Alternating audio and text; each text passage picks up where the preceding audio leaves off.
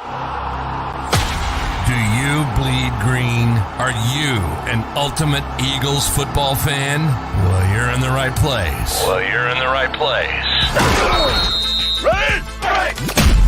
This is Birds 365, hosted by the new Mac and Mac, Jody McDonald and John McMullen. Here we go! Who collectively have covered and talked about more than 50 plus years of Eagles football. Kick off your day with Birds 365. You'll get debate. We love to argue. You'll get the real story from inside the locker room. And you'll hear from some of the great football minds from around the region. You're about to become an Eagles insider. Get in the game. Join Jody Mack and Johnny Mack and join the football community that flocks to Birds 365. Birds 365 starts right now. Welcome to the NFL. Let's go! Let's go! Go!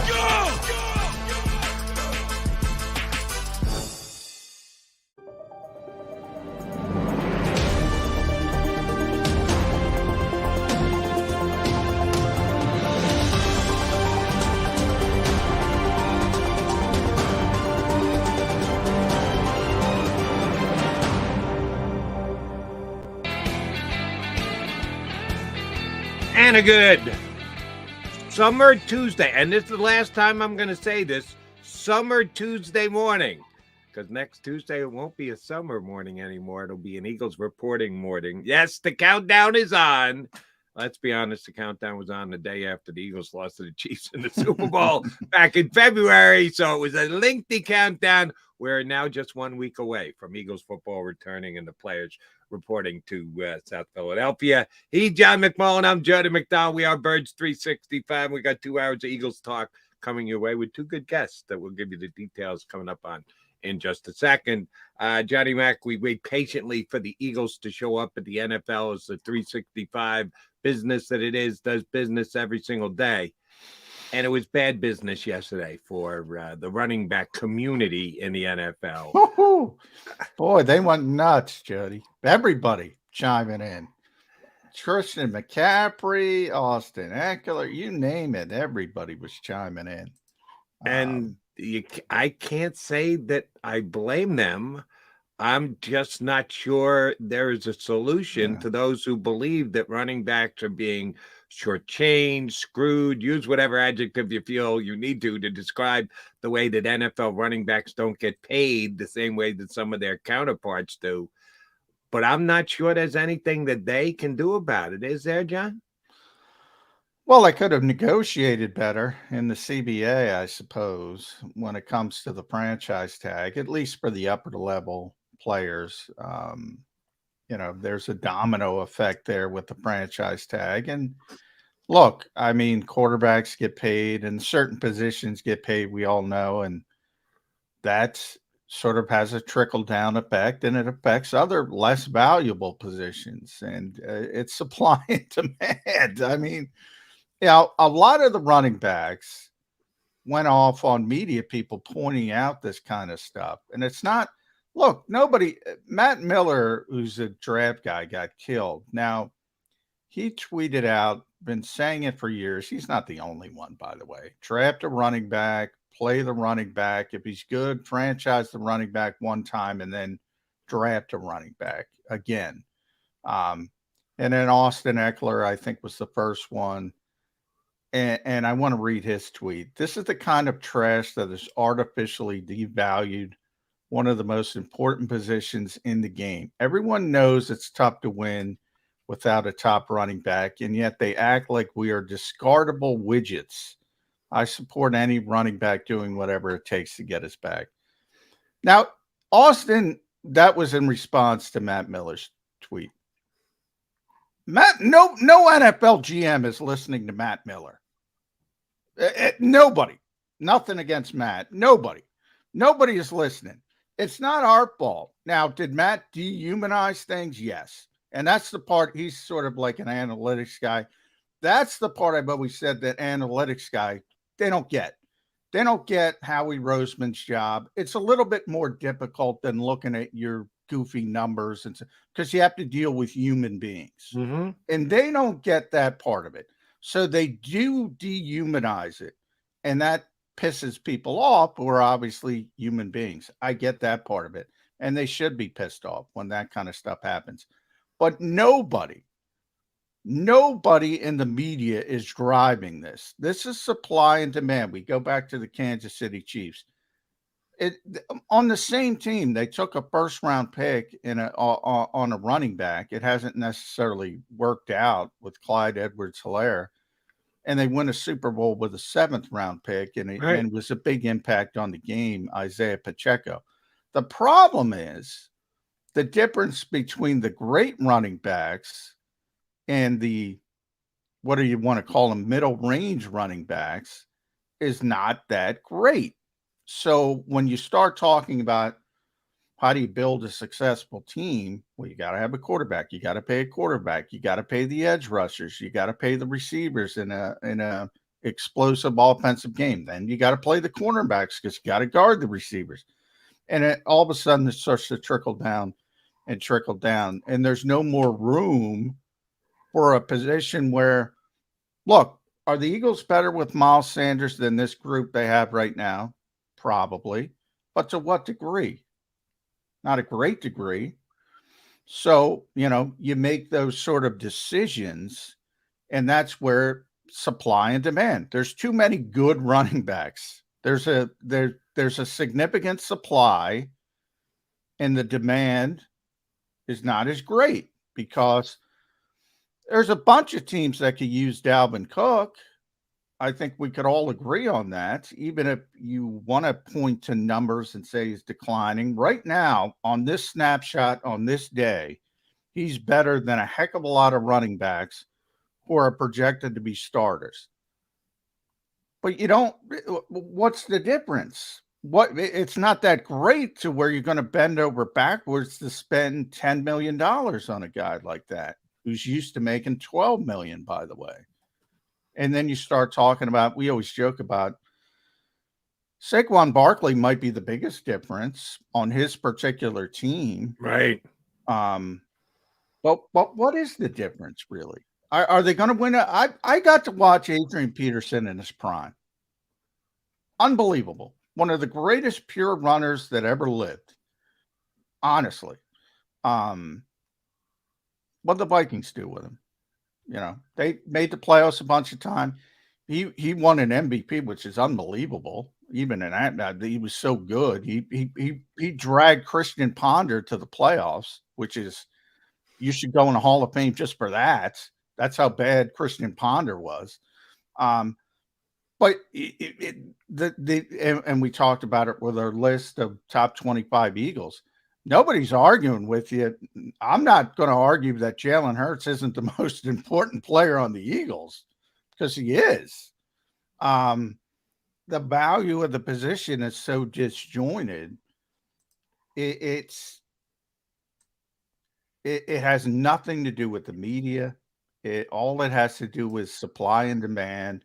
And NFL teams think they can get running back that are nearly as effective as Saquon Barkley's of the world, Josh Jacobs of the world, or who am I forgetting off the top of my head? The third, Tony Pollard also. Tony Pollard. And they're not wrong, by the way, Jody. They're not wrong. You kind of touched on it, John, and we'll go a step further. You mentioned both guys. The NFL is a copycat league, has been forever. All sports are, and people look at the teams that have the most success and say, what can we borrow from them to apply to our team to see if we can get to that level? Last year's 2 Super Bowl teams, Isaiah Pacheco, 7th-round draft pick, best runner for the Kansas City Chiefs in the Super Bowl. Miles for the Eagles, although he didn't have a great Super Bowl game, was the guy who helped them get the Super Bowl all year long. Free agency, you got to actually pay him good money. Now we're going another direction. The 2 teams that were in last year's championship game showed you how they handled the running back position. It's just another spot. And if it gets a little expensive in a capped world, we're going to look to go somewhere else where we can get close to the same production, but pay significantly less. That's the harsh economic realities of the NFL these days. It's going to take something drastic to change it. You and I have discussed this since Birds 365 started, because the league was already trending in that direction. You're going to see star players on the high school level. You tell me after going out to watch that 7-on-7 camp, man, this is like the cutting wave, the new wave of football, everything about skill positions, and most of it about throwing the football. That they're just not running the football. The best running players in high school football these days are the quarterbacks, who both throw it and take off and run it every once in a while, so they can be like Jalen Hurts when they get to the NFL. Nobody's going to want to play running. You got a 14-year-old kid who's got some size to him at age 14, comp to the other 14-year-old kids. If you're any kind of a coach or a dad, you're telling them, get outside, get ready to get down the field. You better be able to catch, son, because just being able to make somebody miss on a tackle in the backfield is not going to be best for you for your football career. If we think you're going to be an NFL talent at age 14, you better be a wide receiver, because you don't want to be a running back, because the NFL is trending away from it. So it's going to, if it's ever going to turn, the tide's going to turn and go back in the other direction. One guy is going to have to be so much better than everybody else that you're looking for that unicorn at that position. That's why I continue to say there's a whole hell of a lot of pressure on Bijan Robinson this year, because leading into the draft, he was, again, this is just opinion and scouting and everything else until he actually does it. He hasn't done it. He was talked about as a once every 5 year, once every 10-year type back, that he was that talented. That's why he went as high in the draft as he did. Certainly the NFL's feelings about running back could be seen through the draft over the last 5, 8, 10 years. They just don't take running backs high. They took Bijan pretty high. And the scouting reports and people's opinions are that he was special, that he's different. So this year, not only is he carrying the Atlanta Falcons and their fates and fortunes, he's carrying the future of the running back position in the National Football League. So good luck to you, Bijan. Yeah. Everybody wanted you here in Philadelphia. You'll be down in Atlanta with the Falcons, but everyone or at least Jody McDonald will be, and I think a lot of others will join me, will be watching what you do, because, yeah, that's the only way this swings back, John, is if there's a guy who comes in and like that, he's the best running back in the NFL. Boy, I mean, we've already been through it. I brought up one guy. I mean, is he going to be better than Peterson? Good luck with that. I mean, he might be, he'll be a better receiver. He's not going to be a better runner. I'm pretty confident in stating that. We've been through it with Elliott, who was a tremendous player for the short sample size. I don't think the problem is the draft. Remember, Jahmyr Gibbs got drafted number 12 now. No, I think probably that's just a reach by the Lions. Yeah, that's an overdraft. We'll be second guessing the Lions on that one for a while. I mean, that's clearly an overdraft, simply because even if he turns out to be a star player, I mean, you could have gotten him later, so it doesn't make sense no matter what. But we've had these players in the past, and as Matt pointed out, I go back to Matt, that the first contract is not the issue. The second contract is the issue. If you get a great player, Bijan turns into a great player. The Falcons are all good in the first contract. It's the second contract. Now, where are they? Because it doesn't matter if he turns into that generational player, because if you don't have a quarterback, you're still not winning. So you still got to find a way to get a quarterback. And then you got to pay the running back. Let's use Christian McCaffrey money, because he's already got he's the one running back who got paid. And we've already seen Christian. I was just talking to our buddy Colin Thompson the other day. Now, I mean, Christian McCaffrey is raved about around this league as but not only by his executives and scouts, and the Eagles were going to take him in 27, and that's the Eagles. Remember, that's how highly they thought of him. But amongst his peers, he's one of those guys that's sort of like set apart, and they go, wow, he's really good. All right, he is. But what is he? He's certainly a big part of San Francisco, and then moving forward, he was certainly a big part of Carolina when he was healthy. He had tremendous seasons. it's not getting you over the top. It's just not. I mean, you got to have so many other things. And then it's like, oh, we got a great running back. That's a luxury. That's a luxury. That's what it is. And it's nice to have. But if a running back is your best player, we just went through the best player list, and your quarterback is not in the top 25,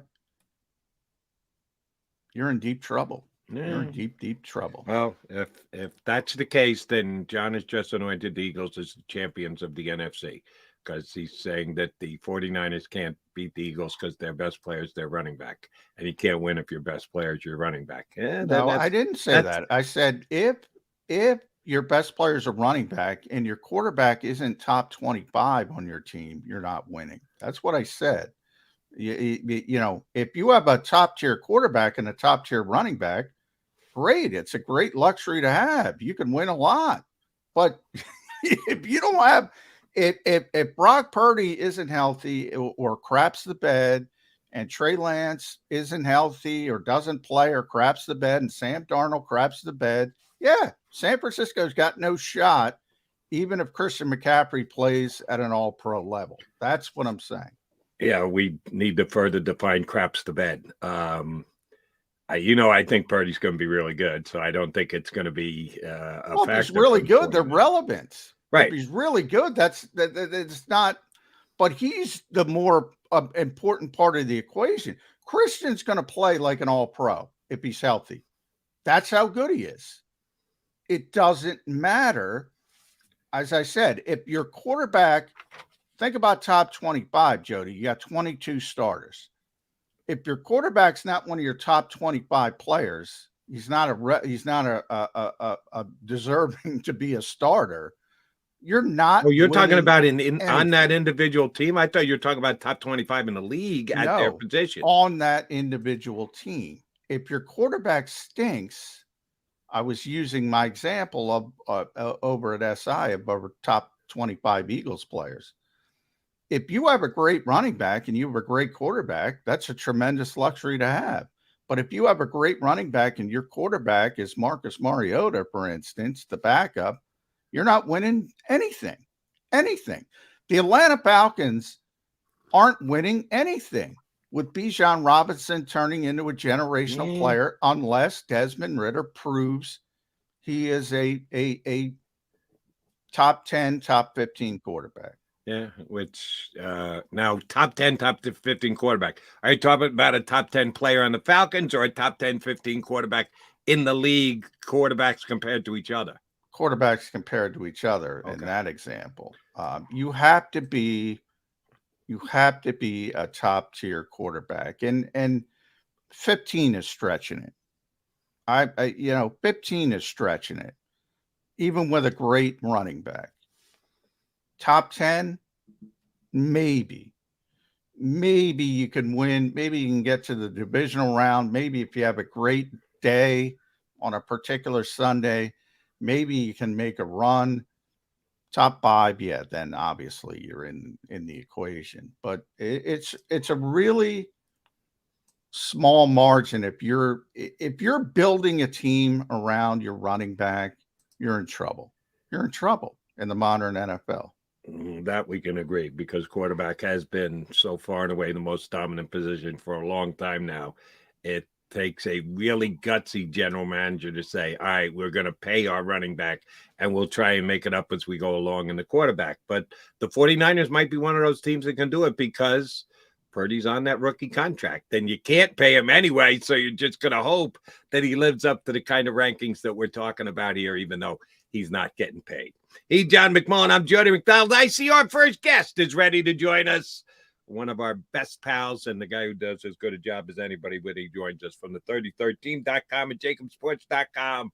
Longtime Eagles beat writer Paul Domowitch joins us next here on Birds 365. Do you stream on a Roku, Fire Stick, Google TV, or Apple TV? Now you can watch 6ABC 24/7 with the 6ABC Philadelphia streaming app. And the big story on Action News. Search 6ABC Philadelphia and start streaming today. Go to get your game on. Go for the beers. Go for the cheers. Go for the hit and the hits. Go for the stakes and the stakes. Go to get your parlay on. Go to get your party on. Go for the scene. Go for the screens. Go for the gallery. Go for the win. Go to Ocean. Visit theoceanac.com to plan your visit. The greatest fans on earth. It's a bold statement, but would you expect anything less from Philadelphia?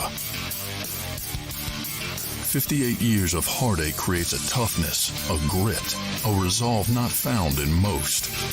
Sure, our prayers were answered, but now that we've had a taste, we're looking for more. Pondley Hockey, official partner of the Philadelphia Eagles.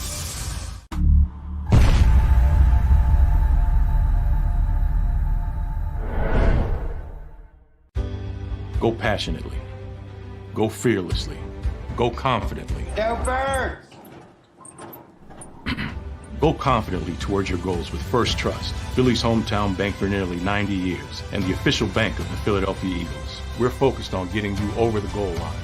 So go with conviction, go with trust, Go Birds! and go forward with us by your side. First Trust Bank, the official bank of Philadelphia Dreams. Oh, and go Birds. All right, did you know I was the mommy slam dunk champion? Really? Yes, really don't sound so surprised. Let's see it. Oh, you're ready. All right, here we go. Let's hear the crowd. So go to right, I go to left, fake a mom. Mama, go up, mama!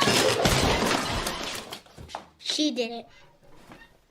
Again? You can't avoid gravity, but United Healthcare can help you avoid financial surprises by helping you compare costs and doctor quality ratings.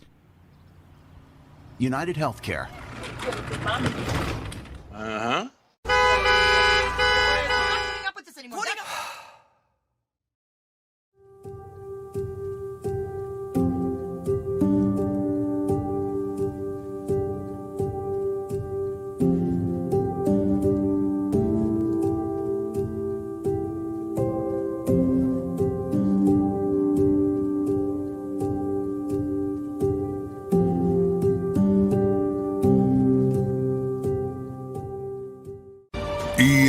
EAGLES, Eagles.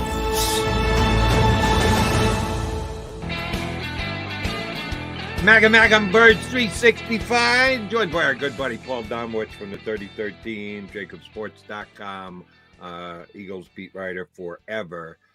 Domo, here's where I want to start today. John and I were just debating running backs, and I surely want to get you in that conversational mix. But first things first, will you at some time in your duties as the Hall of Fame presenter from Philadelphia have to make a case for Deshaun Jackson 5 years from now? No.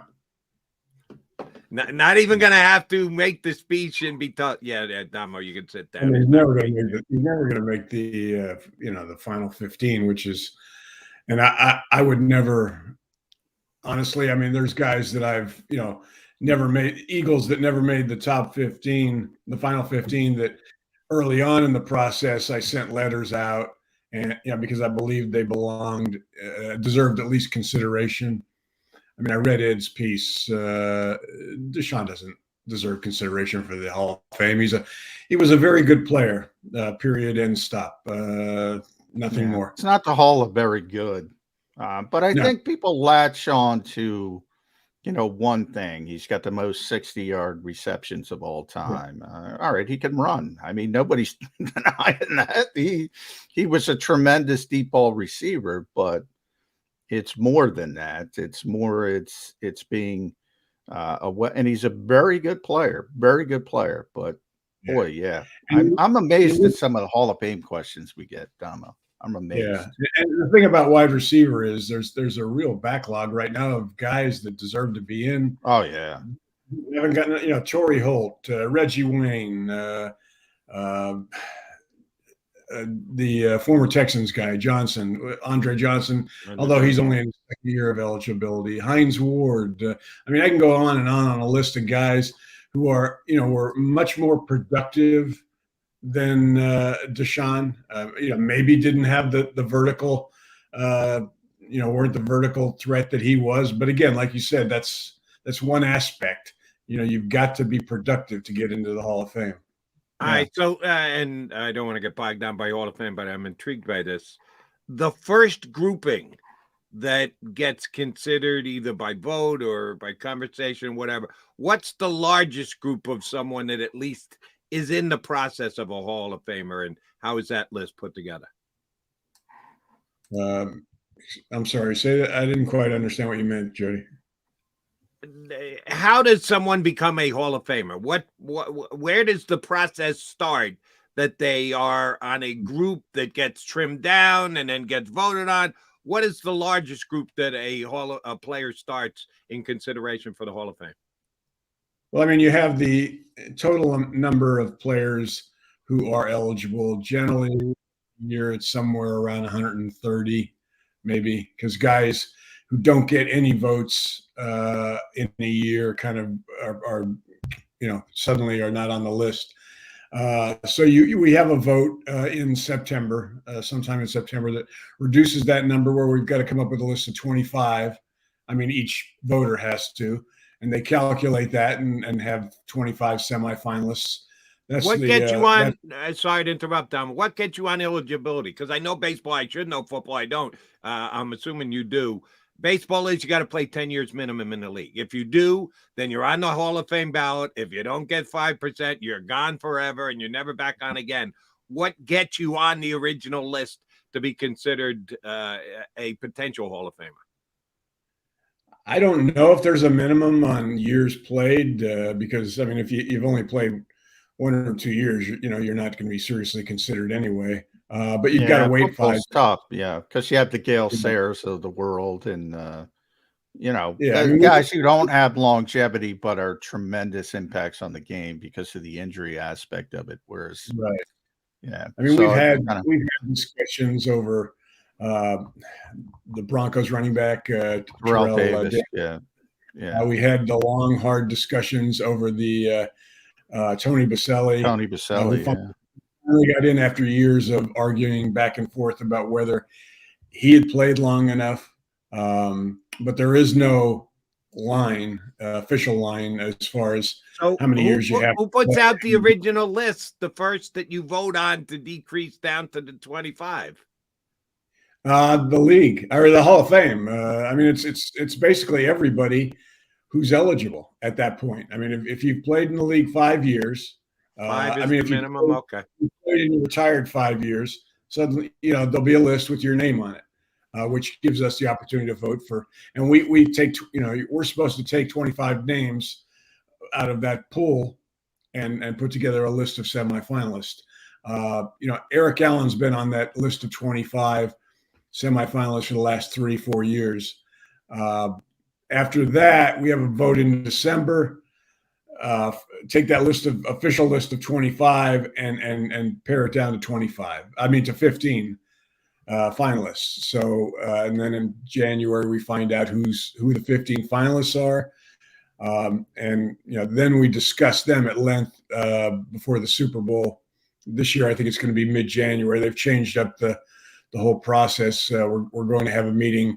They prefer to have, it used to be with I think you guys remember the day before the Super Bowl was when the voting was. Oh yeah. COVID changed that. For 2 years. We had remote calls in January. Now they have the announcement of the Hall of Fame on Wednesday or Thursday, whenever that that honors show is. So basically, they want us to make a decision earlier.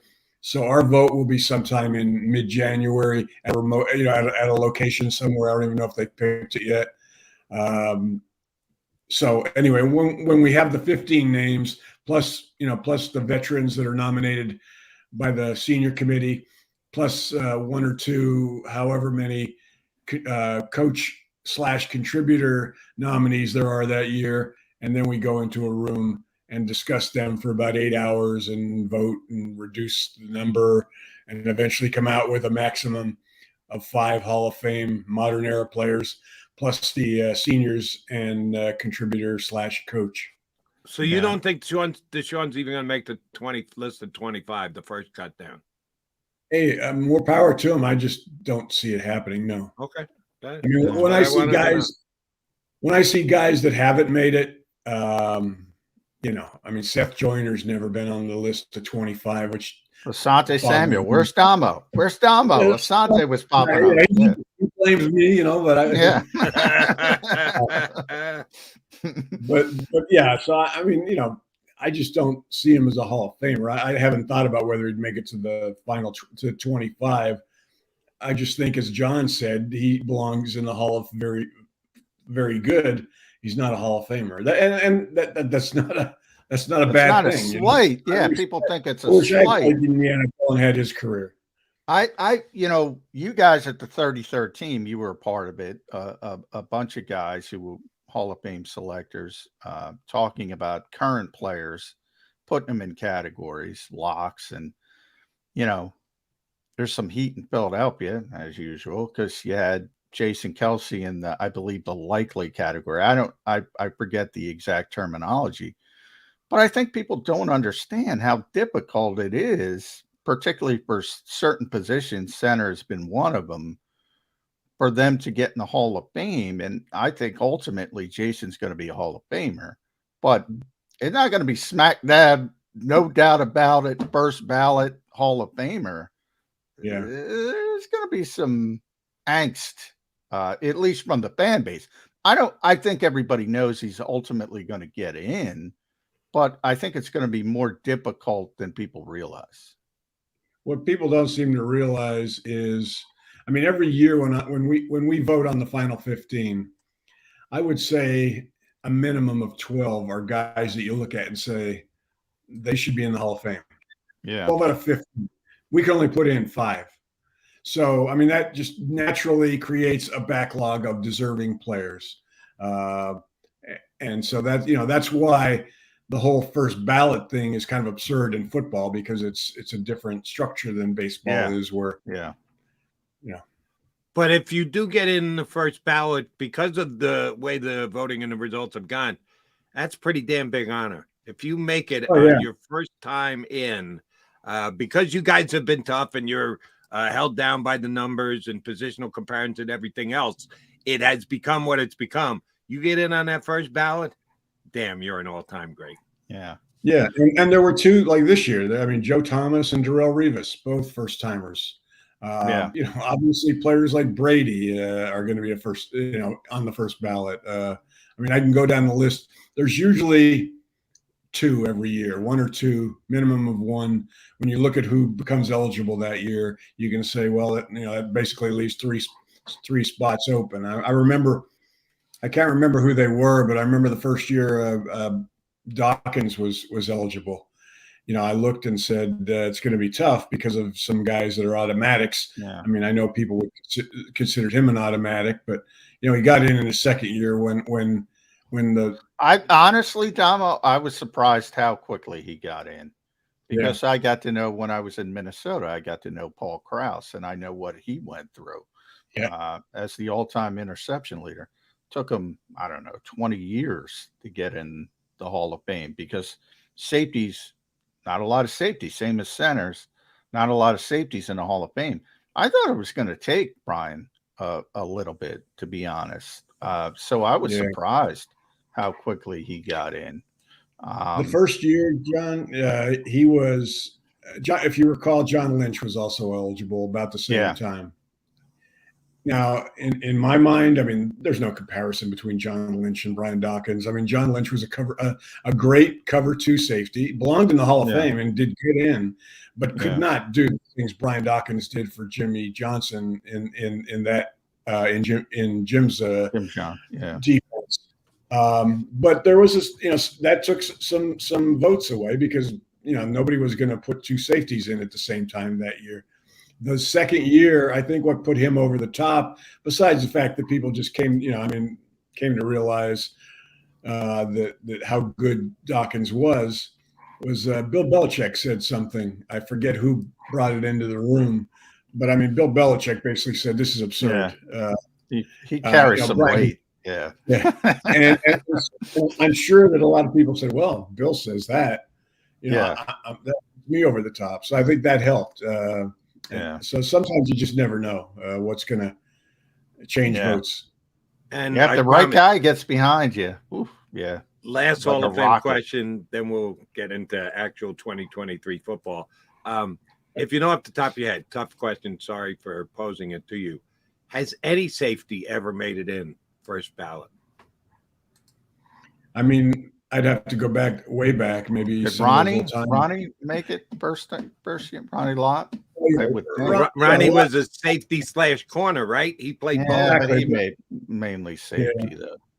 That probably, you know, there probably are a couple, a lot, most notably, most recently, yeah. Did Palomano get in first ballot? I don't remember. I should remember. I can't remember. All right, Yeah, never mind. I think it was- Sorry, yeah. just me being inquisitive and foolish. Sorry about that. Yeah. Speaking of future Hall of Famers, Calais Ringo assigned. Damo, were you concerned? Oh, I got save that clip, Zander. We'll be playing that one back for years to come. I'm joking. I get every year, Damo. I tell fans there's always one guy. It's usually a second rounder or fourth rounder that kind of trickles because there's a little bit of wiggle room. There's no holdouts anymore. There was Joey Bosa. That was about it. I don't know, but every year everybody worries. Why isn't Ringo signed? Why isn't Ringo signed? Because everybody's on vacation. Now they're back. They signed him. That's pretty much the exact. That's the reason. Yeah. Long term though, I do think one of the more interesting parts of the offseason, and we only got to watch this team for 100 minutes. I talk about it all the time. They moved Zach McPherson inside. Avonte Maddox wasn't ready, wasn't cleared from offseason surgery. They put him in the slot because they have all these bodies on the outside. You know, you want Slay, you want Bradbury to be healthy, but you know, they were both healthy, completely healthy for all 20 games last year. Odds of that happening again, I don't know. Cross your fingers, but it's nice to have some depth. Between Calais Ringo and Greedy Williams and Josh Jobe and Eli Ricks, even the undrafted kids, Mekhi Gardner, they got a bunch of bodies at outside corner. I think they're better set up. And I think Zach is more natural in the slot. I think that was sort of an underreported upgrade. Your thoughts on that? Yeah. And also, I mean, another reason they might have done it, I don't know what's going to end up happening with Maddox because of the difficulty with injuries, but he's a guy you could slide back to safety. I mean, I always thought that was going to be his best position. Although safety and corner, you know, in all these defenses anymore are so interchangeable, it doesn't matter. Yeah. I mean, the corner position inside and outside is one of the things that concerns me about this defense, not because of the lack of talent, just because of the lack of depth and lack of proven depth. That if they have some injuries there, you know, in a league where quarterbacks can pick you apart very easily, even in the NFC where the caliber of quarterback isn't quite as good as the AFC, you know, you got to stay healthy or you're going to be in trouble. So, but yeah, I mean, you know, McPherson came from the Big 12, which was hardly an outside corner. No. It's a defensive juggernaut, that conference as a whole. Yeah, and he can tackle. I think he's got the quickness to play inside, which, you know, you've got to have that change of direction to play slot corner, which you don't need as much on the outside where speed is kind of a bigger concern. So, yeah, I mean, I like the move. We'll see what happens. All right, Damo, I lied. I'm dragging you right back into the Hall of Fame discussion. Running backs getting into the Hall of Fame. They've been few and far between the last decade. Not none. LaDainian Tomlinson got in. Edge got in.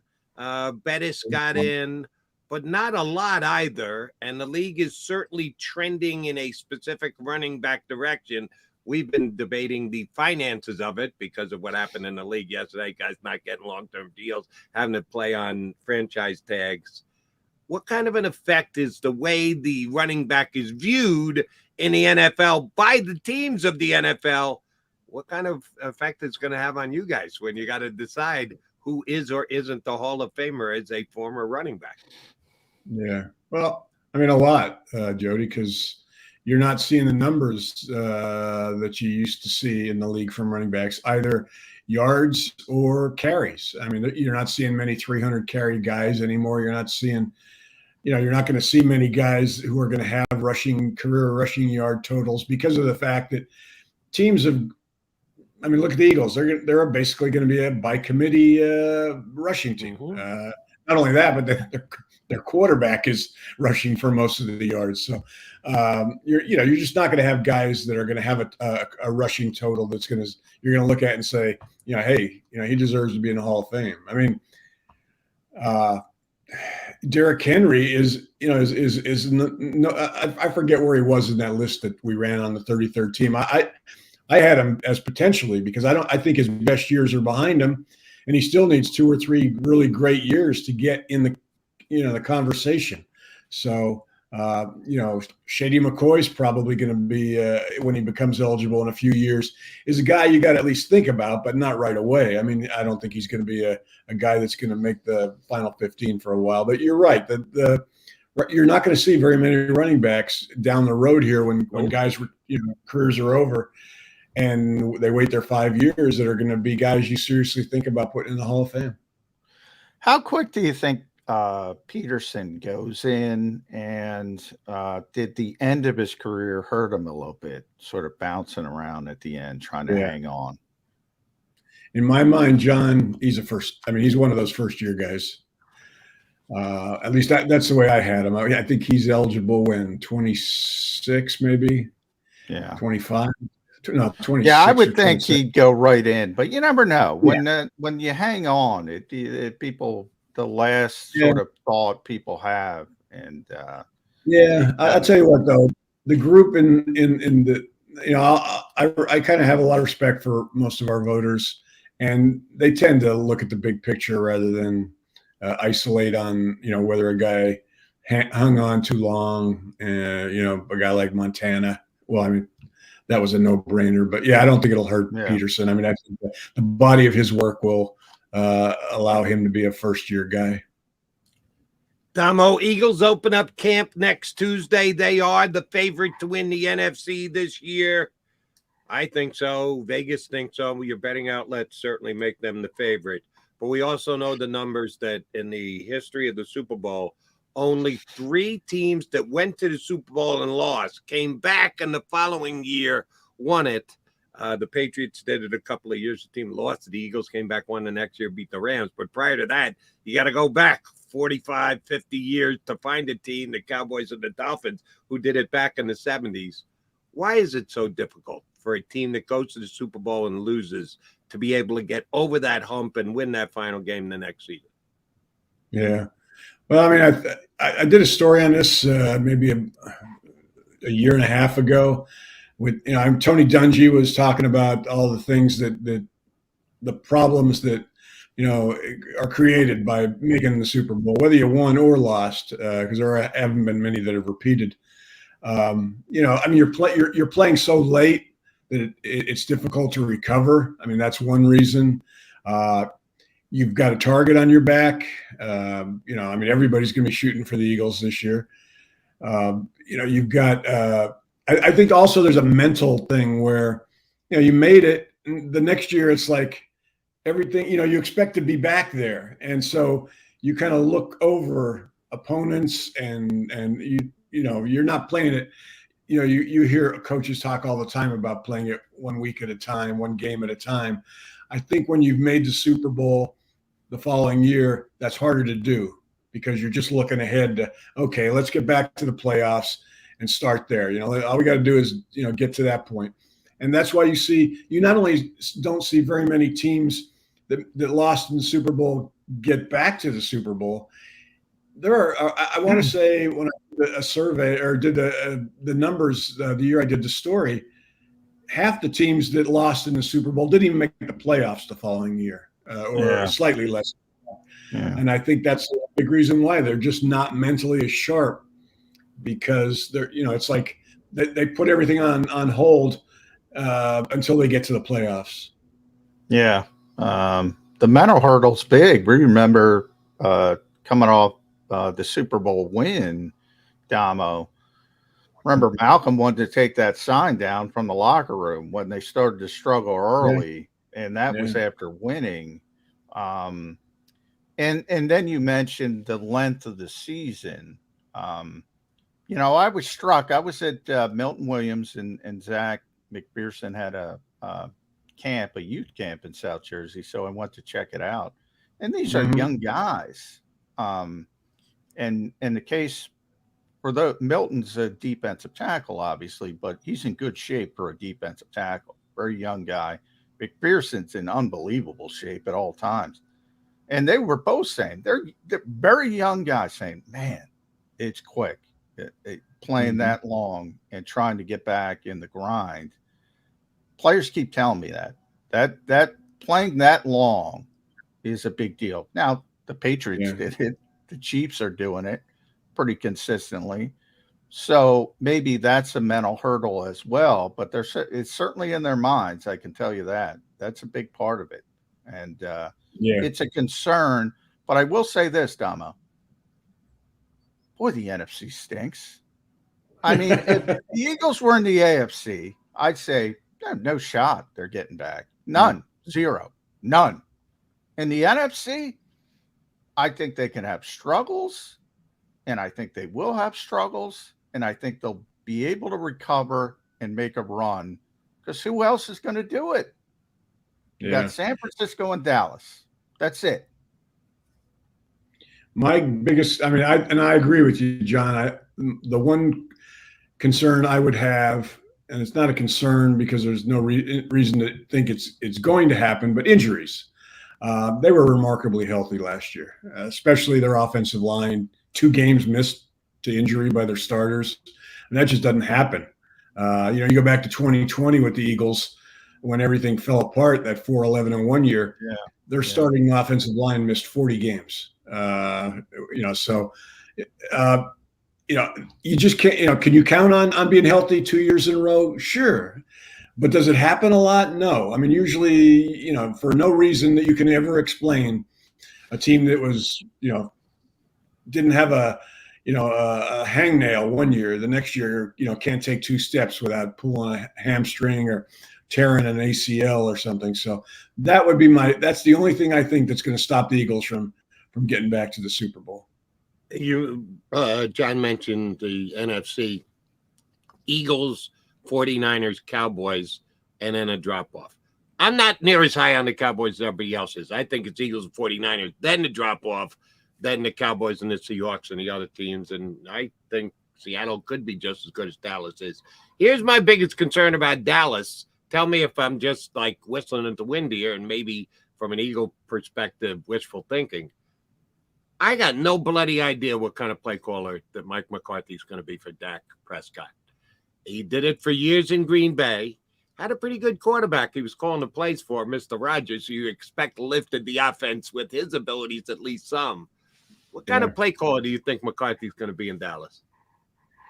You talk to people around the league, Jody. I mean, there's mixed opinions about McCarthy, both as a head coach and a play caller. So I don't know. I think more of it comes down to what kind of quarterback Dak Prescott's going to be than what kind of play caller McCarthy's going to be. I don't think last year was the real Dak Prescott. I think he'll cut down on the interceptions this year. I'm sure he's very guaranteed yesterday he's not going to throw 10. He's going to be in single digits. He promised Paul Domowitch no 15 interceptions with games missed this year. You buying it? Yeah. I think he'll be, like I said, I think he'll be a better quarterback. They picked up Brandon Cooks, which is going to help that receiving core. They've improved their defense in spots that needed to be improved. So I think they're a better team. Are they as good as the Eagles? No. But I think they'll probably split the season series, and we'll see what happens after that. By the way, Tom, it's amazing to me. It's like back in the day, if you threw 10 interceptions, you were taking care of the football. You were phenomenal. Now, if you throw 10, you're the worst quarterback in the history of the world. Not, obviously Dak was above that, but it's amazing. And that was Yeah. Jalen Hurts. You know, he took care of the football. That's why you can't predict anything in this league. Nobody took care of the football better than Jalen Hurts last year. And then unforced error in the Super Bowl, and it cost you. I mean, there's so many things that can go wrong at big spots and big times, but the consistency of it, I do think Dak's going to have a bounce back year because statistically, he's not turned the ball over a ton throughout his career, and it's probably an outlier. Are people in Philadelphia dismissing the Cowboys because it's the Cowboys and they just don't like the Cowboys? I think it's a good football team. Yeah, I think so. I mean, and the fact that their history. I mean, year in and year out, they seem to have, at this point in time, we talk about them being a Super Bowl contender, and then something always happens. I mean, that causes them to come up short. Even when they make the playoffs, something bad happens to them. So that and the fact that everybody in Philadelphia hates the Cowboys, I think, contributes to that. Yeah, but John used the word dismissed.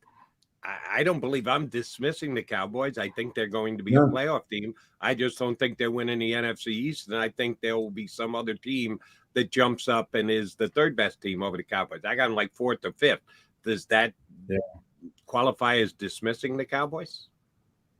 No, I wasn't talking about just you, Jody. I understand that, but I'm just asking, would I be one of those that would be considered as dismissing the Cowboys? No, I mean, you know how many times you hear people just say, Cowboys stink. Okay, right. I mean, I agree. The Cowboys are a very good team. I think Dak's going to be a better quarterback, and I think it's a team you're going to have to contend with. Like I said, I think they'll probably split the series with the Eagles. I just think when push comes to shove at the end, the Eagles will be on top. I think it's interesting because Andy's philosophy, was be consistently good. And, one of those years, the star's going to align.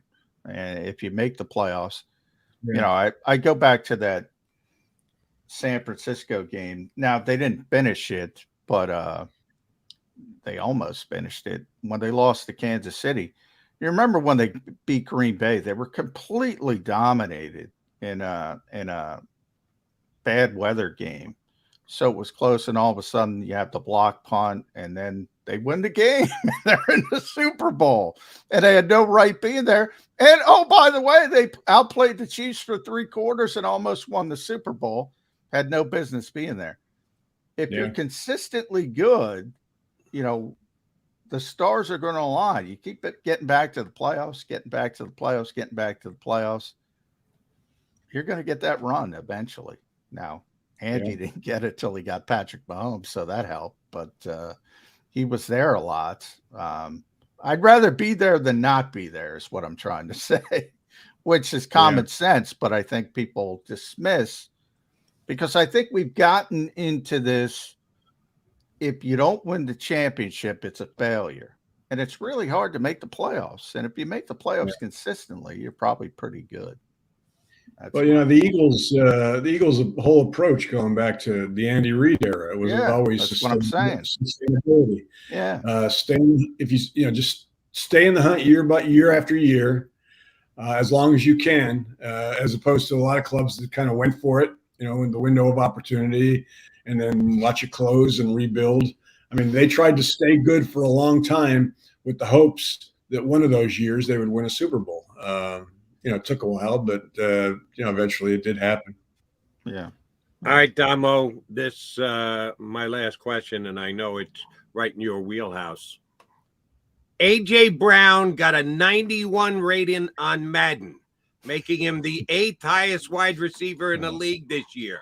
Is he being disrespected? Based on his performance last year, yes. And the quarterback who's throwing to him. I'm going to be interested.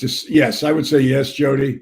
But I do want to see how teams defend him this year. That's every year the big difference when a team is successful is, coaches have had an entire offseason to game plan and to figure out ways to defend you the next year. And that's going to be that's what I'm most curious to see this year, as to how teams change their approach to the Eagles offense.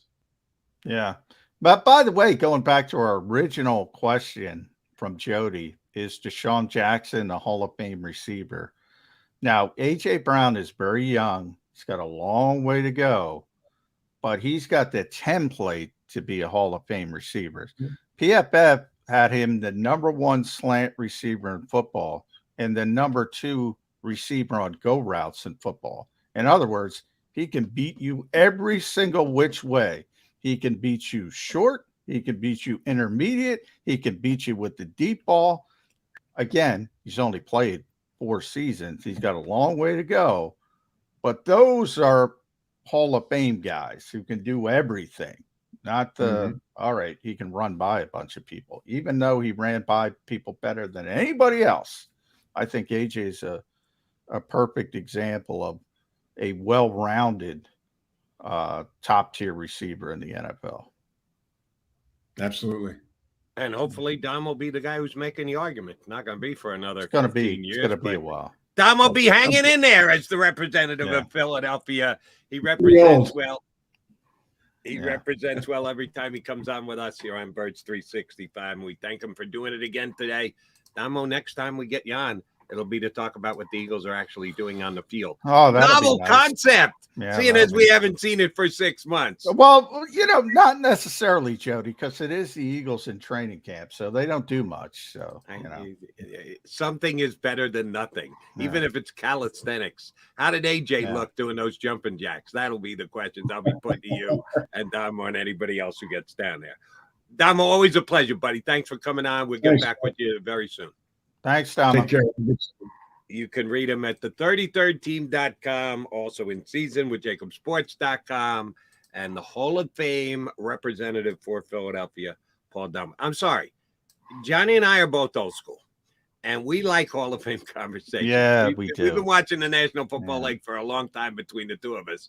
So when we get a guy like Clark Judge on, we get a guy like Paul Domowitch on, and they're in the room to decide who gets the NFL's greatest honor. Yeah, we kind of like tapping into their expertise. All right, McMullen and McDonald coming back. Oh, I know what question I'm going to ask McMullen when I come back. Oh, it's A.J. Brown related.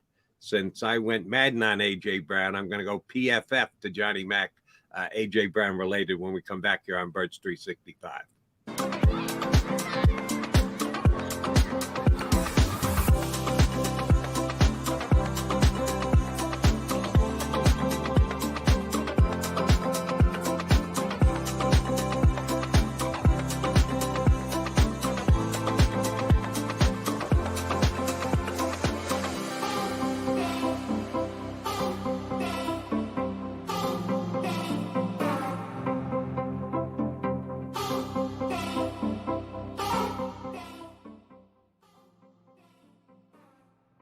Heading down the shore, have a ball once more.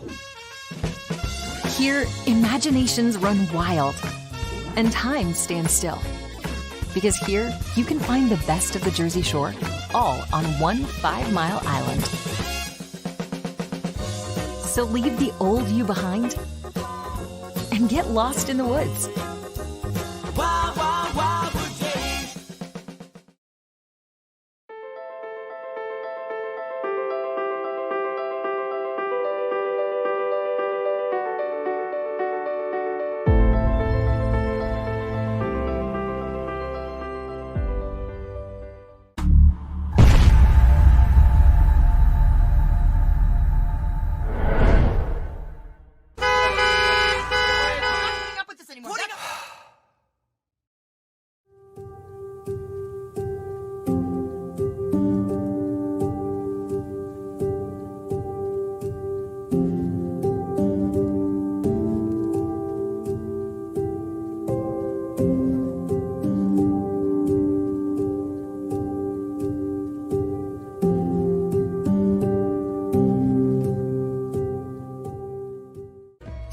and save in southeastern PA and Delaware with Colony Pools this football season, and let the experts close your pool with a custom Merlin safety cover in green for the birds. And if you join our Winter Watch team, we'll give you another 20% off, and Colony Pools will handle it all. Keep your tiles on your pool, not in your pool. Fly with Colony right now, Birds fans. Visit flywithcolony.com.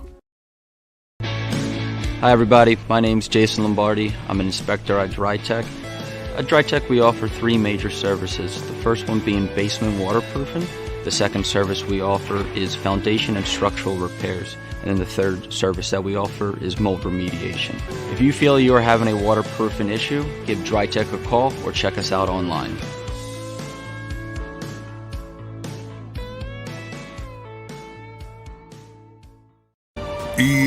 EAGLES, Eagles.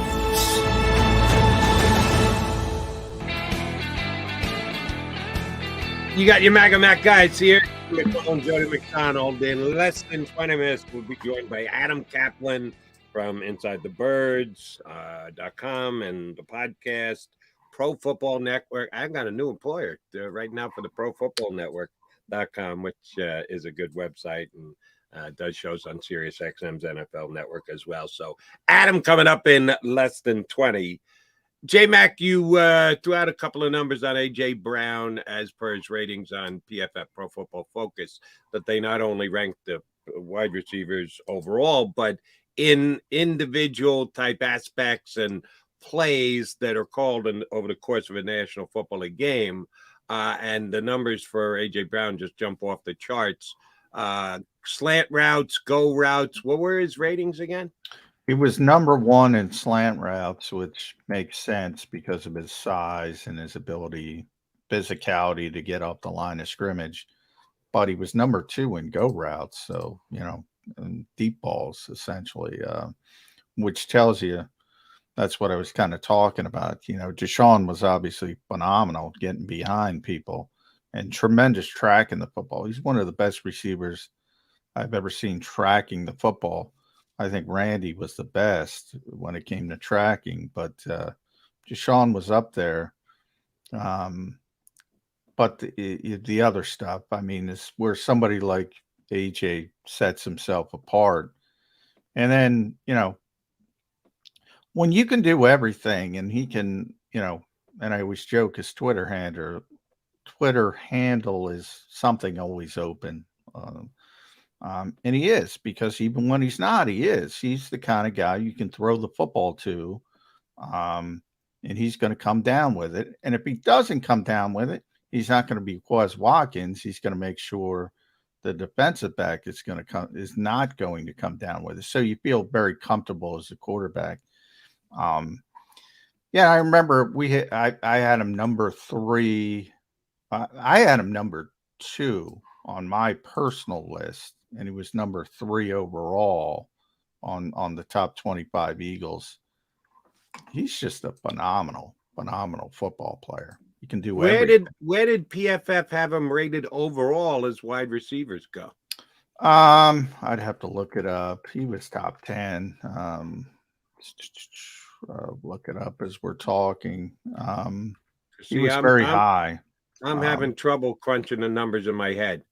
If you're number 1 at slants and you're number 2 at go routes, that kind of eats up a lot of potential passes that you can be catching. There's a lot of routes. I mean, there's a lot of the route tree. Marvin Harrison could tell you there's a lot of routes. I mean, and I'll pull that up if I can find it in a second. But first, I'm looking at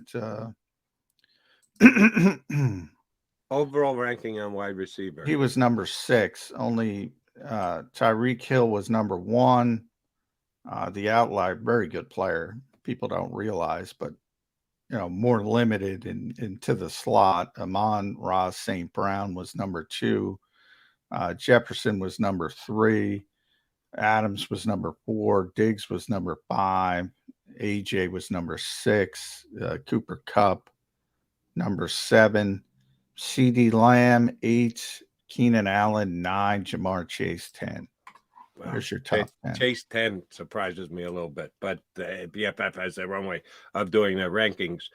How many other potential routes do they break down and give a grade to if they're doing slants and they're doing goes? How many routes do they actually include in their overall evaluation? Let's see. We got crossing routes. Jalen Waddle was number 1, which makes sense because he can run away from people. Wide screens, Deebo Samuel, number 1 there, makes sense. Slant routes, A.J. Brown, number 1. Amari Cooper was number 2. Out routes, Diggs was number 1. He's tremendous at that because he can shake people. In routes, Cortland Sutton from Denver, big physical guy. Comeback routes, Elijah Moore of your New York Jets was number 1. Really? Yeah. Hitch routes, Tyreek Hill, which makes sense. Corner routes, Jefferson. Post routes, Gabe Davis from Buffalo. Go routes, Terrence Marshall from Carolina. AJ was second. That's all the routes. Okay. So there are a bunch, and if AJ is that highly rated, and 2 of them going to go a long way, but still only number 6 overall. And number 8 in Madden, which surprised me. I thought it'd be higher than 8 in any kind of compilation rating that you have. And this really surprised me. You just ran down a couple of the routes and the top ranked guys. This guy must be a good, not top, but in the top group in a bunch of different routes. Tied for 8th in the Madden ratings for the wide receiver, Amari Cooper. Oh yeah, I mean he's I kind of forgot that Amari Cooper was even in the league playing for the Browns last year. We had so much Amari Cooper coverage when he was a member of the Cowboys, specifically here in Philadelphia. Gets traded to Cleveland last year. Oh, by the way, mistake by the Cowboys when they did that. So they had to go out and give up a draft pick to get Cooks this year to basically replace Amari Cooper, who they could have kept and they could still have, and is still, at least per Madden, considered a top 9 receiver in this league. I'm sorry, I just didn't pay enough attention. The Browns were irrelevant until Deshaun Watson. Yeah, I mean that was a big problem for the Cowboys. Yeah, he's very good route runner, tremendous route runner, top 5 route runner in this league. And when you can do that, you're going to be good as long as you have that baseline athleticism. But if you look, he was number 2 to AJ in slant routes. He was number 3 in out routes. I'm looking at it. He was number 3 in comebacks. I mean, he is a good player. And, the Cowboys couldn't afford him. Sort of like Javon Hargrave, but playing, for the Eagles. It's a good player. They couldn't afford him anymore. And they really, really missed him. That was a big problem. Their 2 biggest problems last year with that number 2 receiver, because Gallup didn't get back to where he was pre-ACL, and they were hopeful. He was a great 3rd receiver before the ACL. But remember, Cooper was their number 1. CeeDee Lamb wasn't their number 1. Cooper was their number 1. Exactly. And he is a really good player, and they just couldn't afford him. It's one of those things, and they missed him. And the other part was corner, the second corner. And they went out and got Cooks. And Cooks isn't Amari Cooper, but he's a solid player. And they went out and got Stephon Gilmore, who's aging, but can still play. So they really improved those 2 positions. But Amari Cooper's a very, very good player. And right. If Deshaun Watson gets back to being what he was, he's going to have a big year. And the way that you stated it, I would just state it a little differently. I wouldn't say they couldn't afford him. They chose not to afford him. They chose not to pay him. They decided allocation of those funds to wide receiver wasn't necessary because they had other and or bigger, in their estimation, needs. When a year later you go out and give up a draft pick to get Cooks, and you're now paying him in the neighborhood of what you were supposed to pay Amari Cooper, well, you've rethought your position, that you're willing to put money into that other wide receiver position. Yeah, I thought they made a mistake when they moved off Amari. Yeah, I Cooper. mean, everything's a decision. You can keep anybody if you really want to. And yeah, Right. they were hopeful of other guys like Gallup getting back and making that decision. CD's younger. But I'm just looking at the raw numbers too, because I didn't watch a lot of Cleveland Browns Neither football. did I. 78 for 1160 and 9 touchdowns in a bad He had year. 1,100 yards last year. Yeah, 1160. Wow, shame on Yeah. me for not noticing that. Yeah, he's a really good player. I mean, the Eagles got a break when the Cowboys made that decision. Yeah, they did. And he's only 29, so he's still got some gas left in the tank. If Deshaun Watson plays well, but the AFC is loaded, man. I mean, the AFC, you don't even think about a team like Cleveland. They got Deshaun Watson and Myles Garrett. Amari Cooper. Yeah. I mean, You're right, and no one is giving them any second thoughts. I do want to mention one other wide receiver here that I know you're a bigger fan of than I am, because we've discussed him here on the show, because the Eagles have to face him twice a year. The top wide receivers in the Madden ratings, a 99 rating, which is the best you can get. One wide receiver got it was Justin Jefferson of the Minnesota Vikings, who Kirk Cousins chose not to throw the football to with the season on the line, but I digress. Tyreek Hill, 98. Devontae Adams, 97. Cooper Kupp, talk about a forgotten man, because he was hurt last year and the Rams went from Super Bowl champion to completely irrelevant. Guilty as charged. I forgot about Cooper Kupp and how great he was the year before as the MVP of the Super Bowl. Kupp got a 96. 94, and tied at 91 was Amari Cooper and A.J. Brown. In between Jamar Chase and Amari Cooper and A.J. Brown, Terry McLaurin of the Commanders. I appreciate McLaurin's a very good wide receiver. I'm not downplaying how good a wide receiver he is. If I gave you a choice, A.J. Brown or Terry McLaurin, who are you taking, Johnny Mac? Well, in that I'm going AJ, but I don't, that doesn't. Terry McLaurin is really good. Yeah, I mean, you talk to the Eagles defensive backs, they'll tell you. And one of the things, I mean, I would love to see Terry McLaurin play with I always call it a high volume quarterback. He's playing with below average quarterbacks, to be kind, and he's putting up 1,000-yard seasons pretty consistently. You could imagine if he was with Matthew Stafford and Matthew was healthy, or you bring up Jefferson and Cousins, if he was with Cousins, him throwing for 4,000 yards and then crap in the bed in the big spot, but he's going to have 1,500 yards receiving before he craps the bed. He's a really good player. Is he A.J. Brown? No, but I think the only guys I put ahead of A.J. are Jefferson, Adams. I'm missing somebody. Maybe Chase. I like Chase. I love Chase. Chase isn't as consistent. Well, Tyreek Hill. The key guy is Hill. Yeah.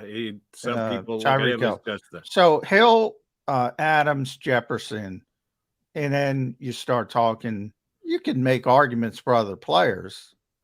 You start talking about AJ in that conversation. Diggs and Chase and Kupp, and AJ are very similar. I like your top three. I would have the top three as well.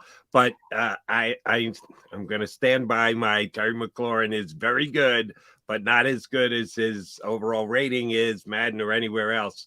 AJ Brown rated behind him. I take AJ Brown.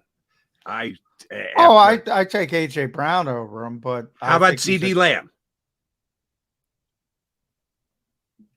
That's tough because CD isn't as well rounded as he is. Like CD's more of a slot receiver. For those who don't know, he plays outside, but he's a really good player. I would love to see Terry McLaurin with a good quarterback.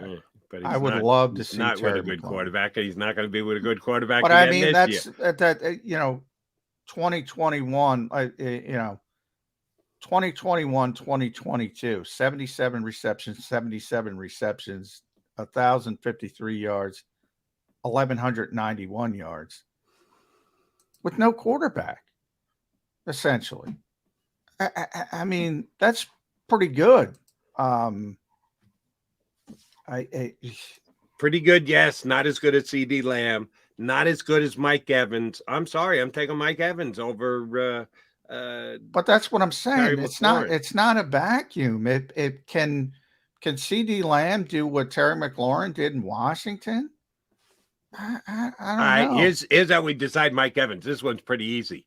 Who's going to have the better year this year? Terry McLaurin catching the ball from Sam Howell or Mike Evans catching the ball from Baker Mayfield? Oh, that's a tough question. Mike, if you're telling me Mike in his prime, no, Mike this year, just this year. Who's going to well, have no, the better year? I know what your question. I'm trying to explain. Mike in his prime is a better receiver, but Mike is now, I don't know, how old is Mike Evans? Maybe he's 31. been doing it. He's been doing it for a long time. He's still only 29, but wow, I would say 30. 1, for sure. 2, 3, 4. But he's played a lot of football. He got to the league young. 1, 2, 3, 4, 5, 6. 1, 2, 3, 4, 5, 6, 7, 8. 9 consecutive seasons over 1,000 yards. So I'm concerned. The only reason I hesitate is because I'm concerned about the tread off the tire with Mike Evans. But Mike Evans is a really good player. Really good player. Yeah, and these guys are rated below Terry McLaurin. Others, John McMullen included, and the Madden rating, think a little bit more Terry McLaurin. And Darius Slay and James Bradbury and Avonte Maddox. Very good for all them because I got to face him twice a year. I get that.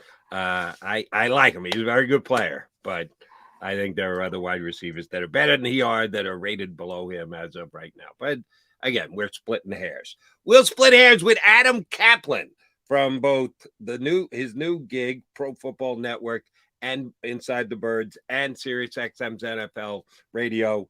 Our buddy Adam Kaplan up next here on Birds 365. Do you stream on a Roku, Fire Stick, Google TV, or Apple TV? Now you can watch 6ABC 24/7 with the 6ABC Philadelphia streaming app. And the big story on Action News. Search 6ABC Philadelphia and start streaming today. Go to get your game on. Go for the beers. Go for the cheers. Go for the hit and the hits.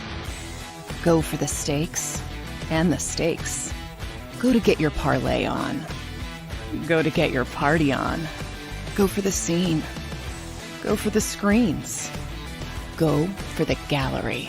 Go for the win. Go to Ocean. Visit theoceanac.com to plan your visit. The greatest fans on earth. It's a bold statement, but would you expect anything less from Philadelphia? 58 years of heartache creates a toughness, a grit, a resolve not found in most. Sure, our prayers were answered, but now that we've had a taste, we're looking for more. Pondley Hockey, official partner of the Philadelphia Eagles.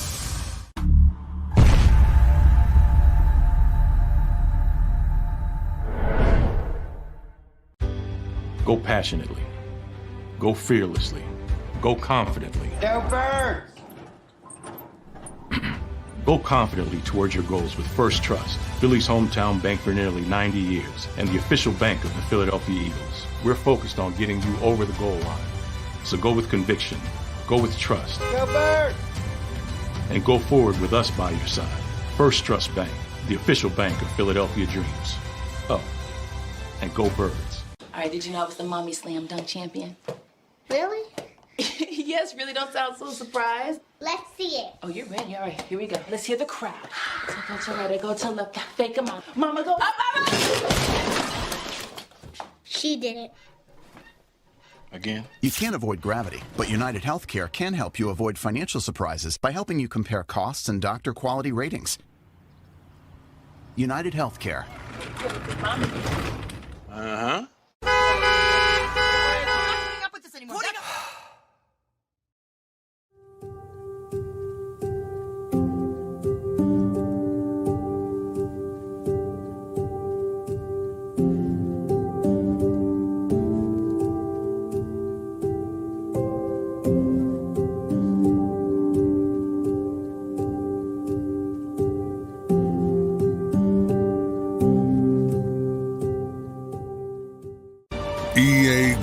EAGLES, Eagles.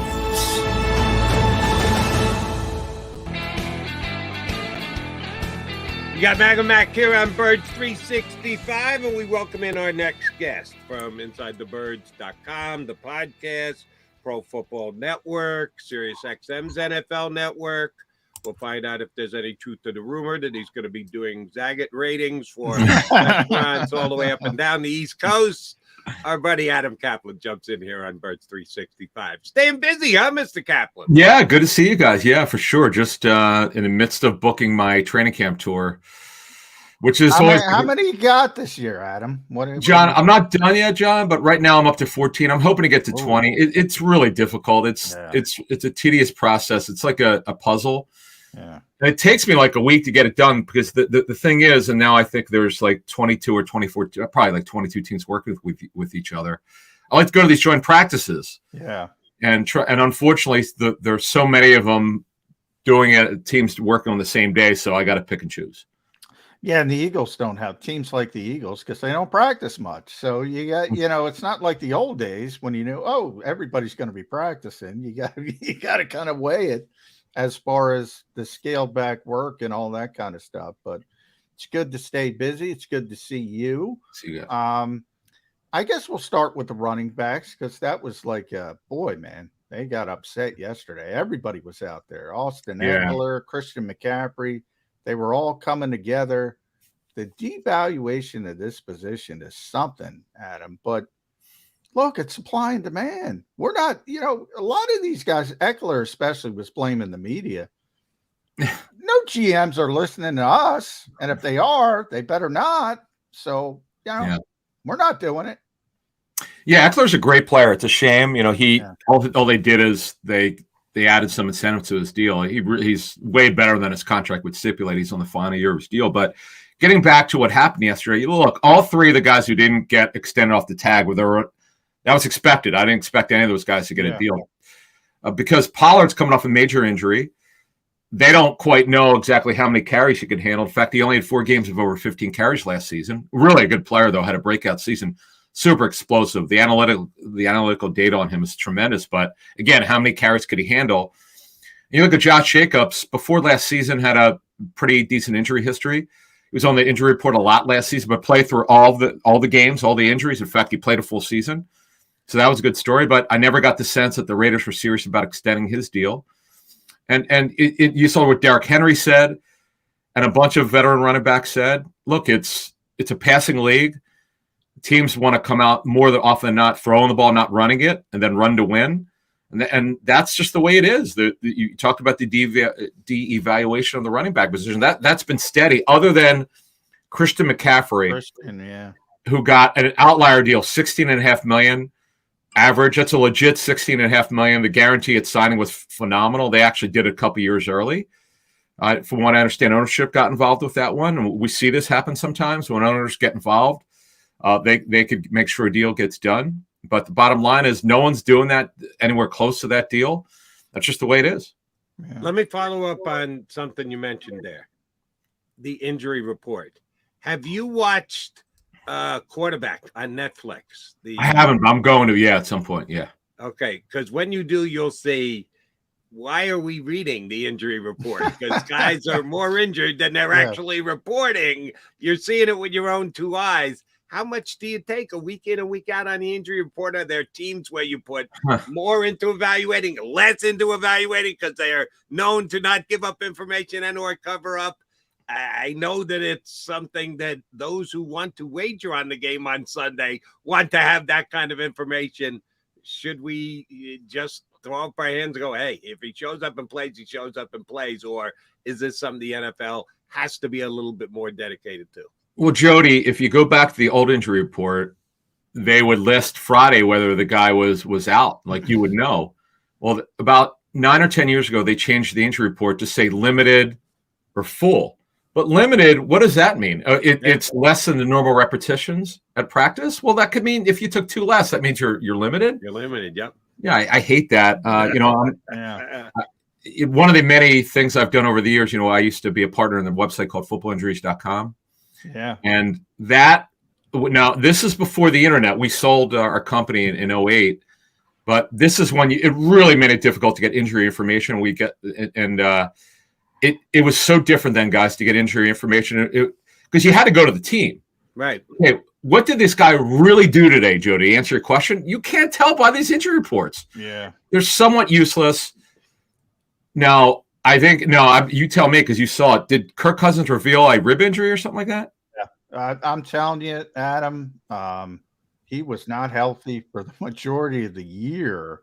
And to my knowledge, he was never on the injury report. I don't remember him ever showing up on the injury report as limited.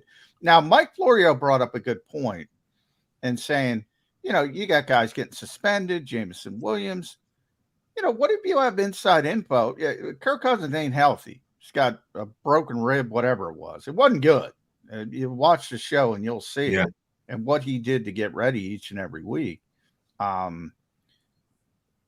If you're in the building, you know it. If you're working for the team, maybe you walk off the parking lot. If you're smart and you understand the GPS tracking on your phone, you put a little on the opposition team, whatever. There's a Pandora's box there for the NFL when it comes to those injury reports. And nobody knows that better than you because, as you mentioned, with footballinjuries.com, you used to do it all the time. Yeah, in fact, inside info is real.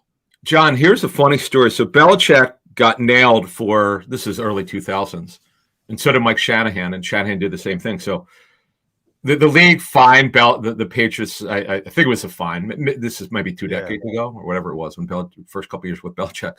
So he listed like every player with every a hang player. Loved it. I love when Belichick did that. Yeah. And then so did Mike Shanahan. Shanahan did it. Yeah.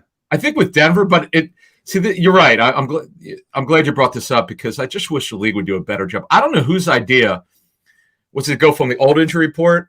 In fact, John, here's another one for you. I know you've been covering the league a long time, and I'm sure Jody knows this. Do you know, most fans don't know this, that back in the early 2000s, you would have to list your inactives on Friday. True story. True story. Yeah. Really? Yeah. Which was absurd. Yeah. I don't remember that. In fact, our website, which a lot of gamblers subscribe to, we would make sure we would get them before the information got out, or whatever the case may be. We would try to. It was going to get out anyway, so it wasn't really inside information. We try to get it first. But the bottom line was the league could continue to change it, but this has been static. They've kept this limited, and remember they don't use probable anymore. That's another. No. Yeah. Probable, definite. Yeah, the reporting of the injuries has changed much over the year, and there's still some loopholes in there to be had. All right, Adam, we haven't had you on in a while. Birds related, Eagles related. They're going to open up camp on Tuesday. The moves that Howie Roseman made during this offseason, they lost a lot of defensive free agents. They've got to try and replace them. Some they're going to do through the draft. Some they signed some free agents. Some guys who didn't get a chance to play are going to get a chance to play a lot this year. Nakobe Dean. Is this team on paper, and we know how much paper counts as soon as the season starts, but that's all we got right now. Is this team on paper as good as the one last year that went to the Super Bowl? Probably not, because they're down a minimum of 7 starters, 2 on offense, 5 on defense. You don't have Hargrave. We could complain about his effort against the run. It wasn't that he was not good against the run. It was the effort against the run, which we were told that the technique was not very good. But he's still a supreme pass rusher, so you don't have that. You have 2 new inside backers. You have 2 new safeties. You have a right guard job that's open. People could say, "Oh, it's only one position. It's a guard," but you don't have any experience there. The lack of depth, the offensive line, I think, is a problem. Now, are they the best in the NFC East? Yes, no question. Are they one of the best teams in the NFL? Yes. But to answer your question, move this forward, based on the roster, no, it's not as good. I I want to talk about the coaching staff because you and Jeff are well versed InsideTheBirds.com, the podcast with coaching moves around the league. I thought it was interesting, Adam. Obviously, you lose your coordinators. It's not the Eagles' fault. They have success. They got pilfered. They make the decision. Brian Johnson on offense gets elevated. Sean Desai, they go outside the building. But they have this extra layer. And I think everybody's kind of looking at it and saying, well, most people are ignoring it. And maybe it raised an antenna for me. You have Marcus Brady, senior offensive assistant. He was here as a consultant last year. Now he's part of the staff. Matt Patricia, senior defensive assistant. That layer did not exist when Shane Steichen and Jonathan Gannon were here. Is that an indication that Nick Sirianni's trying to replace him with two people? What are your intel? Why are Marcus Brady and Matt Patricia here? Well, Marcus Brady, obviously from the Colts, so the two know each other. So he brought him in, and it was weird how they brought him in. Remember, he had a different title last year. Yeah, it was a consultant, but he was a consultant for the defense. Exactly. That was really strange. Yeah, that was strange, which sometimes because you want to know what the offense is trying to do to your defense. I get that. I certainly get that. Look, there were a couple things here when you look at this offensive staff. So Steichen obviously called the plays, but I know in our reporting, Kevin Patullo is sort of like the secret sauce for their offense. It's kind of like DiFilippo when John ran I think it was their red zone offense. He was the guy that he was sort of the quarterback developer, but he had a heavy say in the way the offense looked like. Well, Patullo is Sirianni's right-hand man in terms of game planning during the week. So what we're told, very heavy in there, but you need other voices. So you lose a major voice in Steichen, and you add two instead of one. It's just the only thing you worry about. I think this happened after Reich and DiFilippo left, John. And this may be where you're going. This is certainly where I'm going to go. You do worry sometimes when there are too many voices in a young quarterback's head, because you don't want that. I think one of the various reasons why Wentz regressed, there's too many voices in his head. You want to kind of clean that up. You really only want to have one voice in the quarterback room. That's typically the way it's done in the best places. But now I get it. Game planning, yes, you're going to have 3 or 4 guys doing it. It's a fair point. I don't really worry about that. I think it's more Brian Johnson. I worry about it from this perspective, Adam. Yeah. Marcus is a former offensive coordinator in this league. Brian Johnson is a first-time coordinator at the pro level. If he starts to struggle early, you got Marcus Brady on his shoulder. Even more so defensively, you got Matt Patricia on Sean Desai's shoulder, and that's a big name in this league. I don't know. I mean, you have young, inexperienced coordinators, and you have guys in that second level that have more experience at those particular jobs. I just think it's a curious way to approach it, to have that sort of, you're inviting second guessing is what I'm saying. If you start to struggle. I'm going to give you another layer to this. So Alex Tanney, we all know the Eagles are very high on him. Well, Brian Johnson had a pretty big voice in the offense. Alex Tanney's a young guy. In fact, I just remember him retiring not too long ago. Oh, yeah. So I don't know how much involvement he'll have in the game planning. And obviously he has to run the quarterback room. That's his job. But in terms of game planning, I don't know how much of a role he's going to have. So you're the quarterback coach now is the OC. And now the new quarterback's coach just retired recently, not 3-4 years ago. So we'll see. I don't think it's the big deal as you're making it. It could be if it doesn't work, but that goes for any coach. I mean, I've been through this thing for 25 years. I know when there are other coaches on the team staff, things aren't going well. You do wonder, will this guy get involved and that guy get involved? And then, of course, you have Sirianni as the overseer, as a CEO, head coach. I mean, he obviously, if he feels things are not going right, he would have to get involved. But from what I've heard is, he's heavily involved in the game planning, but he's been, I don't want to say hands off, but he has not been overbearing from what I'm told. All right. Since you mentioned his name, I want to follow up with him. I know it's kind of threading a needle here. You're going to need a team that has a quarterback get hurt, and as a young quarterback, they just don't think they can turn it over to. Carson Wentz going to get signed this year? or have we seen the last of Carson Wentz in the National Football? He'll be with the team, but he's a backup. I mean, his mechanics were just eroded so greatly. In fact, the term is overstride. He has this really bad issue. He if you're seeing us on YouTube here, he's got his feet too spread apart, and when he throws, he strides too much, and it causes the ball to sail. That is, for some reason, I mean, I know coaches work with him, but that's bad. He regressed so significantly.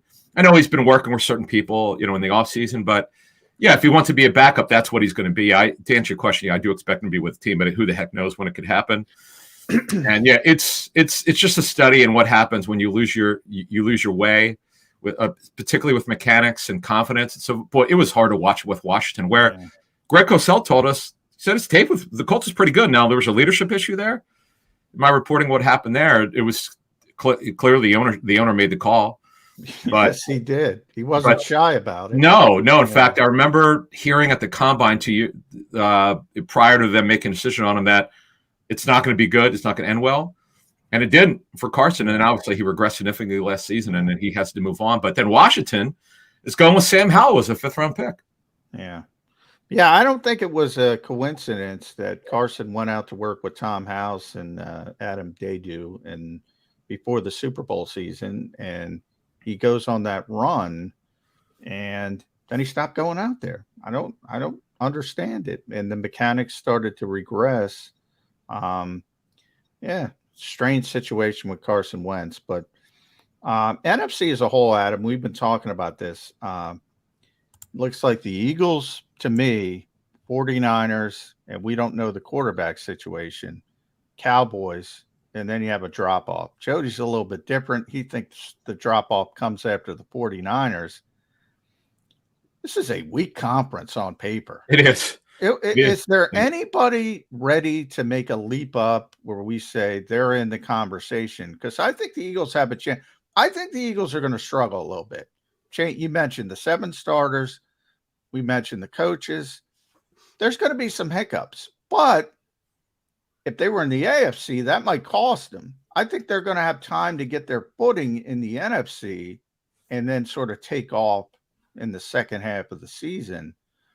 Is there anybody out there that you think might be ready to make a leap up and we start talking about as a legit contender? Yeah, and I know there's some buzz with this team I'm about to mention, but the Lions are my breakout team this season. I've been on them since, in fact, they should have been in the playoffs. I don't know if you're aware of this. Week 18, they go into Green Bay and they beat Green Bay. And then the Rams completely outplayed the Seahawks. And then there were so many bad calls in that game, or the Rams would have won. I watched every play of that game. Really? Yeah, and I just remember, this is one of the worst officiated games I've ever seen. There had to be 3 or 4 really bad calls. It's kind of like if you watch the Phillies-Padres series, one of the worst ball strike calls for both teams. It was embarrassing. Well, this Rams-Seahawks game, so I know it's an innocuous game, but it meant a lot to the Lions. Yeah, it did. And it was bad. I mean, it was bad, and they should have gotten in. The Seahawks should have not. So the only problem with the Lions is with Jameson Williams' 6-game suspension, they're very light at receiver, but they've added a lot of defensive help, and they were able to retain Ben Johnson. I love him. He had a very good chance to be the Panthers head coach, but he made it a personal decision, as I was told then. That in fact, the Panthers, I'm told, were going to pair him up with Brian Johnson was going to be his OC. At least they wanted to had he got the job. But the Eagles kind of got wind of everything, and they promoted him pretty quickly. All right, I'll give you my reasoning why I think the drop-off is between 2 and 3 rather than 3 and 4 in the NFC. Here is my big question about the Dallas Cowboys. Need your opinion on it, Adam. Sure. Scale of 0 to 10. 10 being as good as it gets in the league, 0 being, why the hell is he doing this? What kind of play call do you think Mike McCarthy is going to be for the Cowboys? Mike wanted, it's interesting. When McCarthy went in there, he was told he would not be calling, more or less was told that Kellen Moore is going to call the plays. That's come from ownership. So Mike always wanted to do it, and he had to kind of check his ego. And then he made a decision. He wants to run his West Coast scheme. It's completely different from the Kellen Moore scheme, which is more the Zampese scheme. And it won't be a spread. It's going to be more traditional, a lot more, as I'm told, committed to the run game, though. I don't think he could run the ball a lot with Pollard. He's more of an explosive back. But with Gallup healthy, With Brandon Cooks in there, they need another receiver badly. They're super gifted. They have a very good offensive line. This is going to be a good team. But here's another one for you. How much of an input will Brian Schottenheimer get in this offense as the OC? McCarthy's going to call the plays. Schottenheimer became a very aggressive play caller in 2020. Russell Wilson was headed for like 56 passing touchdowns until Pete Carroll put the kibosh on the pass game. So when you really look at this situation, it's going to look different, to answer your question, more conservative, but they're very, very talented. They're right up there. You talked about the NFC guys. It's the Eagles. It's the Niners on Purdy. They insist he'll be ready for week 1, but Purdy needs the work. It's my Lions. It's obviously the Cowboys are gifted. And I believe the Vikings, who are 13-4 by almost a miracle, are going to take a big step back. Oh, yeah. Well, one of the things, and it's difficult, Jody and I talk about it all the time. I'm not a fan. Like, you're right. That 13 was an anomaly, but they won 13 games, and they won 13 games with one of the worst defenses I've ever seen. So maybe they win. Now they have Brian Flores. Maybe they don't win with the explosive plays and they don't win all the close games, but maybe they're middle of the road defensively and they could win that way. But they have a young GM, and I got a problem with these young GMs who say, all right, we're not in a position to win a title, so we're going to move on, whether it's Dalvin Cook, Zadarius Smith, on and on. It's almost like they're rebuilding after a 13-win season. I can't get behind that. I get it. They were a shaky 13, but they won 13 games. They got a lot of good players. John, they set an NFL record for, I think, most 8-0. Yeah, and then they lost in the playoffs. Yeah, and look, they got exposed by the Giants. It was like you can't keep. It's like pulling games off the bottom of the ninth. You set a record of coming back in the bottom of the ninth. That's just not going to last. It's just not realistic. Now, you mentioned Brian Flores. He doesn't run Fangio. He runs a New England scheme. Yeah. Donatel was running Fangio, and they were terrible in the secondary. In fact, they're really not much better. Byron Murphy is a good number 2 corner. Harrison Smith is an aging safety. Now, you're right. Flores will do a better job, but they're just not talented enough. To me, they're in the middle. They're a middling team, which the record did not indicate really who they were. All right. Sounds to me like you don't like the Seattle Seahawks as much as I Not like at all. The Seattle Seahawks. Now, I'll say this, Jody. They improved defensively in terms of their secondary. Devin Witherspoon. They needed help at corner. They got it. They're going to get Jamal Adams back from a severe knee injury. They're very weak up the middle in terms of defensive line. But overall, they could score. They did have pretty good middle linebacker. I know he's a little long in the Bobby's good, but I'm talking about forever. Right, I'm talking about D tackle. They're really weak there. So yeah, they'll be good, but I don't see them making the playoffs. Geno Smith. It's one of the big surprises I can remember. I was talking to a GM at the combine. I said, were you guys in on Geno Smith? He goes, dude, if we knew he was going to be this good, we would have signed him. I was like, okay. Because nobody knew it. I mean, he was the only reason why they brought him back, the players adore him. Coaches do as well. They didn't expect anything from him. They thought Drew Lock would win the job. Yeah. Understood. Yeah. But I'm giving Geno props. I've been an anti-Geno guy forever. But the season he had last year, I think he can reproduce it, and they've got the wide receivers. They've got two good, not one good running back, two good running backs. Because I'm a big Charbonnet fan, who I was kind of hoping the Eagles could latch on to in the second round. He was gone by the time they picked there. I think the Seahawks are a playoff team again. I think they might be the third best team in the NFC. At Kaplan NFL, locally InsideTheBirds.com. He and Jeff Mosher, Andrew DiCecco, friend of the show, will mention as well. Those guys do a tremendous job covering the Eagles nationally. You can find them everywhere now at Pro Football Network, Sirius XM, NFL, Fox Sports Radio. The great Adam Kaplan. Last one for me. We talked about it NFC side, Adam. AFC side.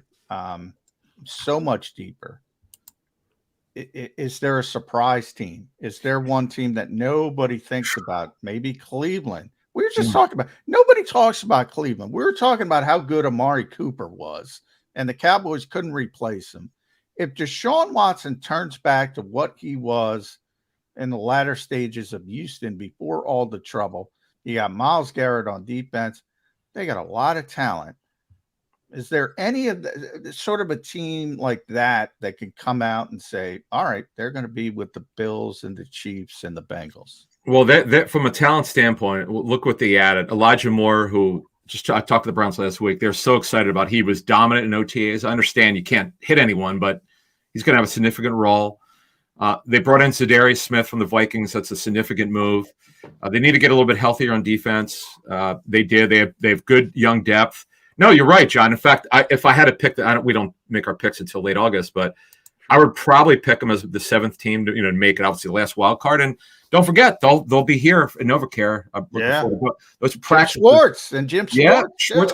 And by the way, who's also going to be there? Schwartz hired Jim Washburn as a consultant. Yeah. So wide 9 lives, man. And Myles Garrett, if you do props, if you do the what I call fantasy props, take the over Myles Garrett sacks because in the wide 9. By the way, I forgot Zadarius is there. They got Myles Garrett and Zadarius Smith. They're going to be able to rush the passer in Cleveland with Jim Schwartz, by the way. So, I mean, Jim is going to, it's going to be wide 9 left and right, man. They're coming after you. All right, last one for me, Adam. And the two teams are tied together because of what happened last year. They're going to take different paths to potential postseason this year in the AFC. But Chargers and Jaguars. Last year in the playoff first round, Chargers up 27-0 and coughed it up.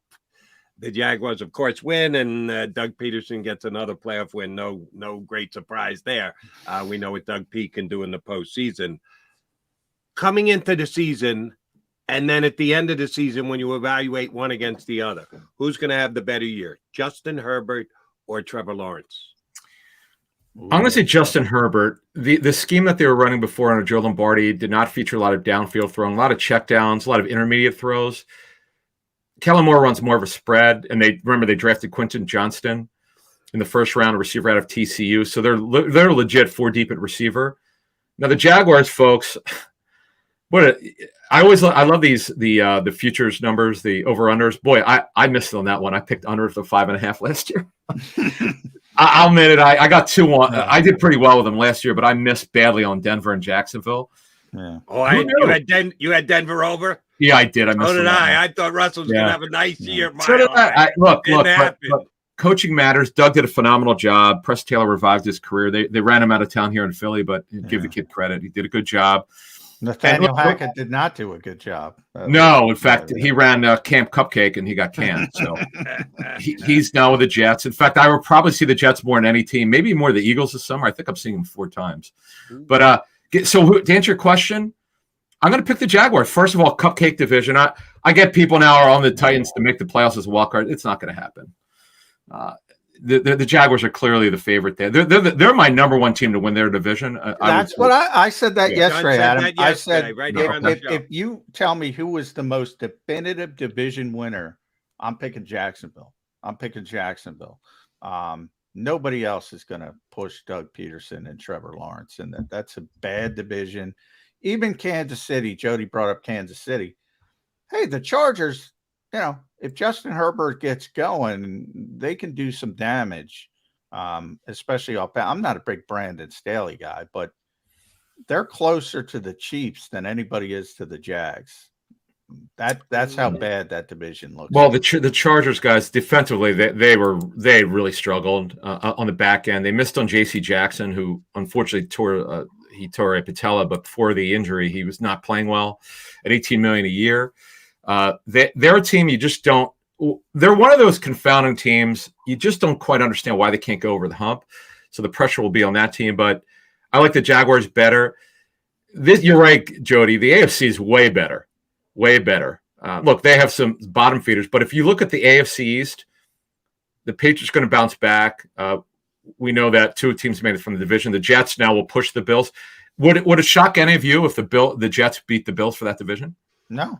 I'm the biggest Aaron Rodgers guy in the world. He'll save Nathaniel Hackett's career because he's going to run that offense from the line of scrimmage. Yeah, they're going to run their old school Packers scheme. That's why they did this. And it's going to be a fun year though, because there's always mystery. You try to figure out who those surprise teams are. The Lions, for me, I don't have one yet. In the AFC, I don't know. I don't know where you guys are at with it. I'm having trouble finding that team. I don't even know you can call a Jets a surprise team. No, not them. I've only been a Jet fan for 50 years, and they've been a surprise team every year. Oh, except this one, because they got Aaron Rodgers. That's right. And yes, I'm on record. Made my wagers already. Super Bowl matchup, all green. Eagles against Jets. Oh, my goodness. That's what I got 80-1 if the Eagles beat the Jets, 90-1 if the Jets beat the Eagles in the final game of the Jody versus Howie. Can you imagine that?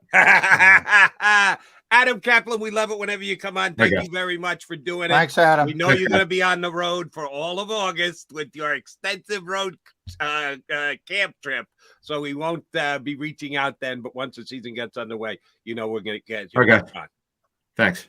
My pleasure. Adam Kaplan from Pro Football Network, InsideTheBirds.com, and podcast and SiriusXM's NFL Network. Johnny Mac coming back. We still got a couple minutes left here on Birds 365 to put a bow on this show.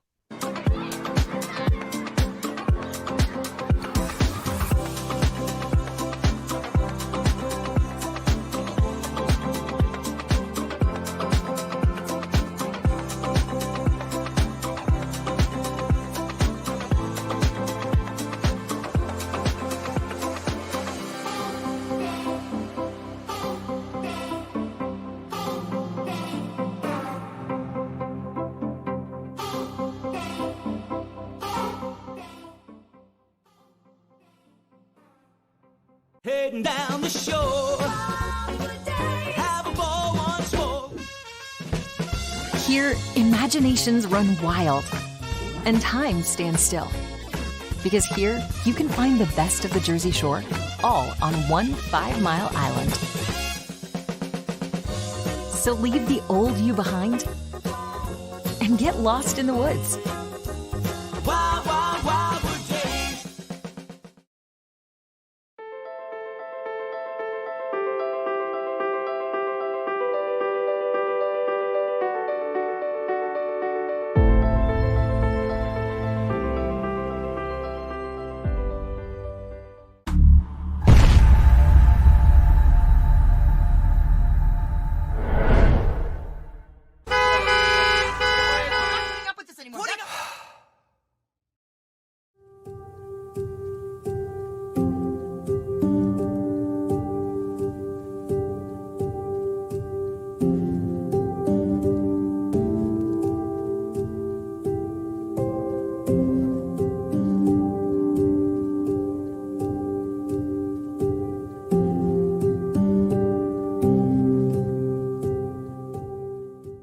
Score and save in southeastern PA and Delaware with Colony Pools this football season, and let the experts close your pool with a custom Merlin safety cover in green for the birds. And if you join our Winter Watch team, we'll give you another 20% off, and Colony Pools will handle it all. Keep your tiles on your pool, not in your pool. Fly with Colony right now, Birds fans. Visit flywithcolony.com. Hi everybody, my name's Jason Lombardi. I'm an inspector at DryTech. At DryTech we offer 3 major services, the first one being basement waterproofing, the second service we offer is foundation and structural repairs, and then the third service that we offer is mold remediation. If you feel you are having a waterproofing issue, give DryTech a call or check us out online.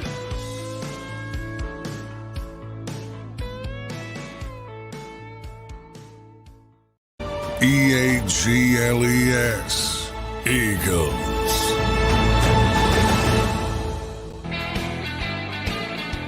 We thank both Kaplan and Domowitch for hopping on with us today. One of the beauties of Bird 365. And yeah, so you're still hanging around. Go ahead, hit that like button before you get out of Dodge. We'll be wrapping this up in 5 minutes, but don't dare leave without hitting the like button on the way out the door. If you just tuned in, got here a little late, it'll be posted in just a matter of moments. You can always go back and watch it, whatever you missed. And if you missed, we had a fun Hall of Fame discussion with Paul Domowitch. At least I thought it was fun. And Adam Kaplan was great for doing Eagles and all around the league things with us. All right, J-Mac, here's my final question for the day to you. We started with the fact that Kaylee Ringo signed his contract. Oh, thank God. I was worried about that one. He's not signed. What are the Eagles? Yeah, of course he's going to get signed. They always do. So what? It's a couple of weeks after the fact. Doesn't matter. They did get it done. But how they're going to use Kelee Ringo this year? Here's my question for you, J-Mac. He is going to be a backup cornerback. He's going to be on this team 3rd-round draft pick unless he comes in and just is hideously bad, and they way overrated him. Them, me, you, everybody else. Don't think that's happening. Right. No. So he's going to be on a team. Yeah. Is he a given to be the backup cornerback? Is there any chance that he is in the mix for inactives? Because they're going to need to make a decision week in and week out on who most helps special teams. Yeah, I mean, that part, that's the decision. Right. Is he going to be relevant on game day, or is he going to essentially redshirt for a year for a lack of a better term? And that'll be defined by how he plays in training camp. That's what, if he has a good summer, yeah, I mean, they want a more sort of, Dama was talking about the traits of nickel corner versus outside corner. Kelee Ringo is a outside corner. He's got everything the NFL looks for when it comes to an outside corner, from the length, the height, the speed, everything. Where Zach McPherson's better suited, I've been talking about it for years, better suited in the slot, but they played him outside because they had to. He was their best corner behind Slay, and first it was Steve Nelson. Last year it was James Bradbury. Mm-hmm. He was their best option, so they kept him outside. It might be Greedy Williams. It might be Josh Jobe. It might even be Eli Ricks or Mekhi Gardner, long shots. But those guys are both 6'2" outside corners. They got a lot of people, but Kelee Ringo's number one. If he does what he's supposed to do, he should be the 3rd outside corner. But if he struggles, he's a very young kid. He just turned 21 a couple weeks ago. Very young, very raw. If he's not ready, then they'll put him on the back end of the roster. And, it might be Greedy. It might be Josh Jobe, more likely one of those two. And that'll be sort of defined in the summer in training camp and joint practices against the Cleveland Browns and the Indianapolis Colts. But let's really narrow focus it down. Let's take Jobe, because he was here last year, undrafted, makes the team around all year. So he's more of an Eagle than these undrafted guys they have this year, like Ricks and Garner. So Josh Jobe and Kelee Ringo. Ringo shows in preseason he's more advanced, more ready to play on the corner right here, right now, first year. But Jobe is a significantly better specialist, that he's down on the covered team and the like. And anybody just has to remember back to the Super Bowl, how big a special teams play can impact the outcome of a game. Who do they keep active on game day? If a guy is shown to be the better guy to step in and play, but he doesn't have to play because you got Slay and Bradbury. So he's a backup, but you never know. First play of the game, you're rolling ankles. Somebody's got to go in there and play outside. Well, your hope is that if you're a backup cornerback, you got to play on special teams. So your hope is in general, and Ringo has every trait to be very good on special teams. We'll see. Zach's tremendous on special teams.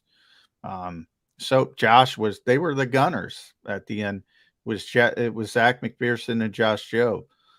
They were the punt gunners. So that plays into it. And if you're look, they're always going to default to the better corner, but in theory, Kelee Ringo should be a good special teams player. We'll see if he can do it.